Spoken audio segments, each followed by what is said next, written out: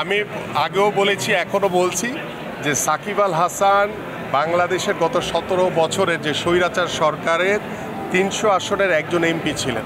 তিনি তার নিজের সুবিধা নেওয়ার জন্য জাতির সাথে তিনি প্রতারণা করে তিনি এই অবৈধ সংসদে একজন সংসদ সদস্য হয়েছেন।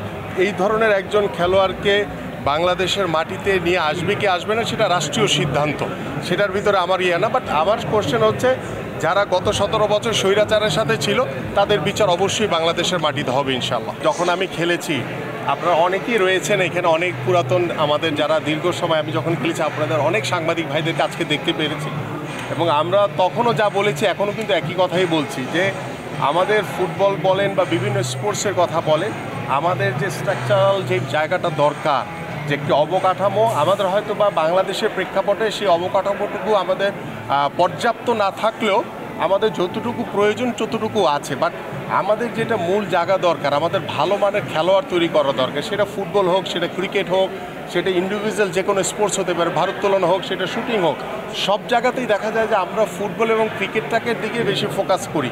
বাট ইন্ডিভিজুয়াল স্পোর্টসে কিন্তু আমাদের বাংলাদেশের কিন্তু অনেক ভবিষ্যৎ ভালো, বাট সেদিকে কিন্তু আমরা পেট্রোনাইজ করার মতো সেই মানসিকতাও নাই এবং তাদেরকে আর্থিকভাবে যে ফাইন্যান্সিয়ালি যে তাদেরকে সলভেন্ট করে বা তাদের পরিবারকে সলভেন্ট করে যদি আমরা তার কাছ থেকে যদি ভালো পারফরমেন্সটা আদায় করে নিতে পারি, তাহলে আমার দেশের জন্য এটা অনেক বড় কাজে লাগবে।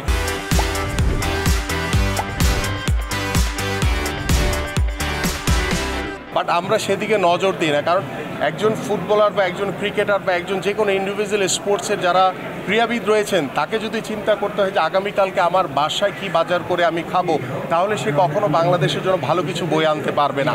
তো আমার সেই জায়গাটা তৈরি করতে হবে যে আমার প্রত্যেকটি ক্রীড়াবিদকে তার ভবিষ্যৎ নিয়ে যাতে চিন্তিত হতে না হয়, তিনি যাতে নিশ্চিন্তে দেশের জন্য মন উজাড় করে খেলতে পারেন। এবং আমাদের আজকে ফুটবলে হয়তো বা বিদেশি খেলোয়াড়, আমাদের বাংলাদেশি বংশোদ্ভূত অনেকেই বিদেশ থেকে বাংলাদেশের হয়ে খেলার আগ্রহ প্রকাশ করছেন বা সেটার একটা পাইপলাইন তৈরি হয়েছে। বাট সেটা তো একটা সাময়িক সমস্যার সমাধান হবে, কিন্তু ইন দ্য লং রান বাংলাদেশের ফুটবলকে যদি আপনি একটি ভিত্তি মানে সুসংগঠিত ভিত্তির জায়গায় নিয়ে যেতে চান, তাহলে আমাদের গ্রাসরুট লেভেল থেকে অনেক ফুটবলার তৈরি করতে হবে, আমাদের স্কুল ফুটবল তৈরি করতে হবে, আমাদের প্রত্যেকটা জেলা পর্যায়ে খেলা নিশ্চিত করতে হবে, লিগ তৈরি করতে হবে।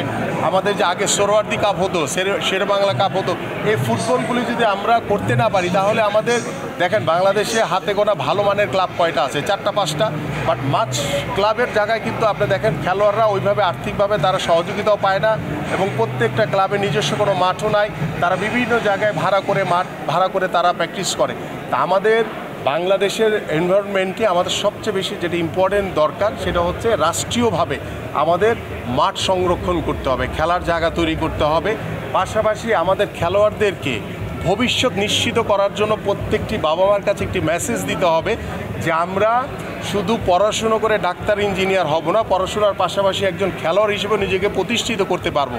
সেই জায়গাটা যদি আমরা তৈরি করতে, আমি বলছি না যে এটা রাতারাতি করা সম্ভব,